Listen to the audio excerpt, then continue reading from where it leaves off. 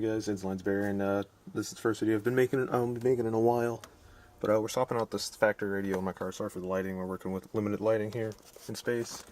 And first, you're going to just pull down this little kick panel right here. It's the little cubby that goes across, and then you have to remove, I think it's 4 or a couple flip head screws, one here, and I think there's another one on this side to pull this top panel off, and then to get to this. But I'm going to do this step by step whenever I get the chance.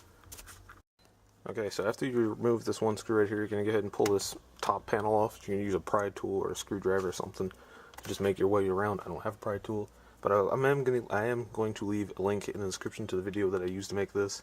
So whenever I pull this off, I'm going to show you guys what it's supposed to look like. Alright, once you pull off that kick panel and you loosen this up, this comes off. You got to be careful because it is attached to everything up here. Is I think 1, 2, 3, 4, 5 clips all the way around. Also, be careful if your car has I'm pretty sure most of these do, with the the mirror controls. Be careful. I'm going to unplug these so I can move this out. Oh god, sorry. Out of the way. And then this just pops out with a couple clips. And I'll show you guys that when I get to it. Now, the next step after you pull off that top part, if you go down here, there will be a little kick panel. Well, not a kick panel, a little panel with 2 indentions for you to pop down. You have to loosen some screws in there to be able to get to the radio to remove it completely. So I'll come to you guys whenever I get back to that. I'm going to try to show you guys this as best as possible. Right up in there, I don't know if you can see it, there's going to be a screw there and a screw right there you have to take out. Right, after you take out those 2 bitches of screws that are literally like that long, because it's very difficult to get in there, I recommend using a ratchet with an extension. And this is an 8mm. That's the this is an 8mm. If you guys want to do it the easier way, instead of having to shove your hand in there with a screwdriver and try not to strip the screws, but that's the easiest way you can probably do that. Next, you're going to take your pry tool, your screwdriver, and you're going to go ahead and pull the radio out. So I'm going to do that now.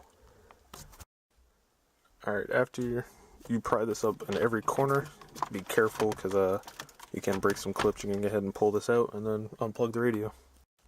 Alright, you got 6 harnesses to disconnect back there, and they're fairly easy to get. There's just, you push inside of them, they pop out. This is the factory head unit, and then now what you're going to do is, you're going to take these factory controls for the climate, and you're going to switch it over to the next panel, which I'm going to do in a couple seconds. Alright, so once you guys get all your climate control and everything switched over, this is what it should look like. We're going to go ahead and drop my radio in. The radio should have came with brackets to mount it to the back of this, but I'm going to go ahead and do that. And then next up, we're going to do wiring, which I probably won't film because of the sole purpose I hate wiring. So this is now what it looks like with the climate control, the radio all put in. Next thing up, I have to do the wiring, which, like I said, I'm probably not going to film, so I can actually focus on that.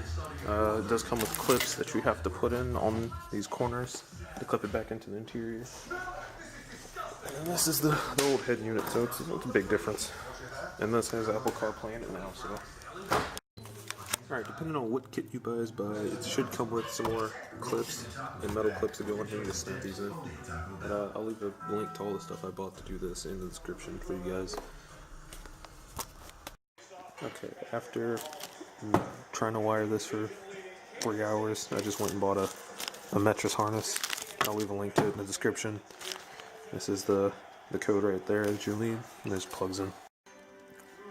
Alright, you probably can't see, all the wires for the speakers are put up. All I have left is the ground, the